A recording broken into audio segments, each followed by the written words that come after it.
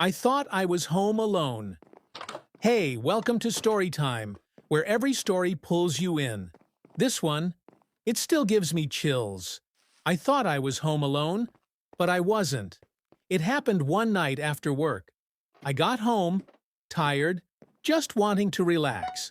But the moment I walked in, something felt off. The air was too still. Then I noticed the fridge was open. Weird. I never leave it open. Later that night, while watching TV, I heard soft creaks. Then, a cough. A man's cough. I froze. I live alone. I checked every room. Nothing. But then I remembered the crawl space above the hallway closet. I stood on a chair and pushed it open. Blankets, food wrappers, a flashlight. Someone had been living up there. I called the cops.